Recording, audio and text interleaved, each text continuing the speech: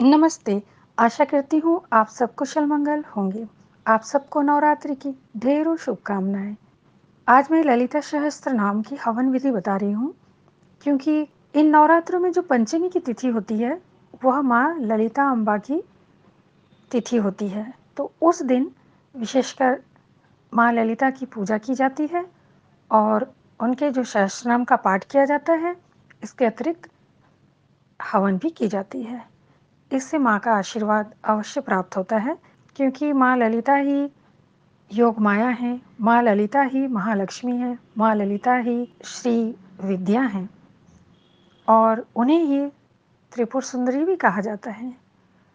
तो जिस माता में, जिस देवी में इतनी सारी शक्ति भरपूर होती हैं, तो उनकी आराधना हमें नियमानुसार अवश्य ही कर लेना चाहिए। तो अब मैं विधि बता रही हूँ।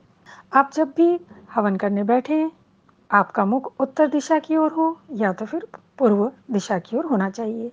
आपके सामने हवन कुंड या हवन पात्र, जो आजकल रेडीमेड खरीदने को भी मिलता है, उसे आप लेकर उसमें कुछ आम की लकड़ी बिछा करके और पहले 2 चम्मच घी डालिए। मैं यहाँ थोड़ा-सा और स्पष्ट कर देना चाहती हूँ, जिनके पास ईंटों से तैयार हवन कुंड है, वे उनका भी प्रयोग कर सकते हैं। अब घी डालने के पश्चात अग्नि देवता को आह्वान करना चाहिए। आह्वान करने के लिए उनका एक विशेष मंत्र है, उसे बोला जाता है। मंत्र इस प्रकार है: ओम अग्निदेवाय आह्वयामि स्थापयामि पूजयामि नमो नमः।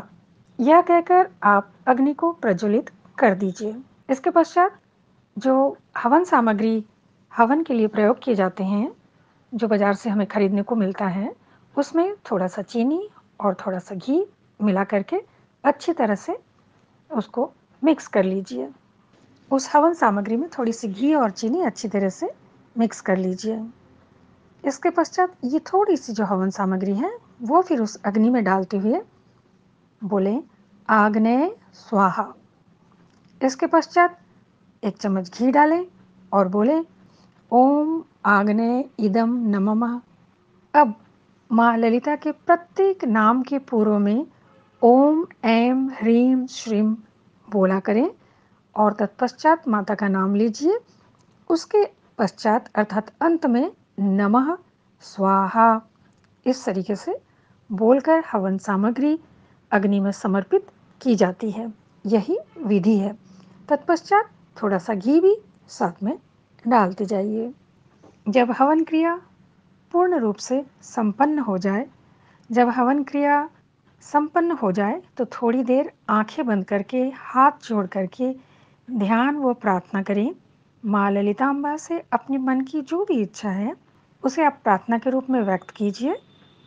मन की कोई अभिलाषा है, कोई कष्ट है, कोई परेशानी है, माँ से कहिए, वे सब इन कष्टों का निवारण कर देंगी। इस प्रकार माँ ललिताम्बा का सहस्रनाम युक्त हवन आप इस नवरात्रि की पंचमी तिथि को अवश्य कीजिए।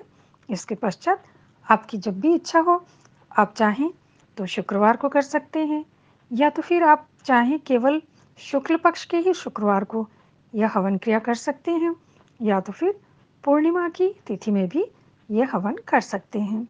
इसके अतिरिक्त जो भी शुभ दिन होते हैं, जिन्हें हम पर्व या उत्सव के रूप में जानते हैं, उन दिनों में भी आप ललिता सहस्त्रनाम का पूजन, पाठ एवं हवन अवश्य ही कर सकते हैं। और ये हवन करने पर माँ ललिता सहस्त्रनाम का पूरा जो आशीर्वाद है, वह अतिशीघ्र व्यक्ति के जीवन में, साधक के जीवन में, भक्त के जीवन में देखने को मिलता है। उसके कार्यकलाप में, उसके आचार व्यवहार में एक परिवर्तन धीरे-धीरे होने लगता है, जो कि शुभता की ओर क्रमशः आगे की ओर बढ़ा के लेके जाता रहता है।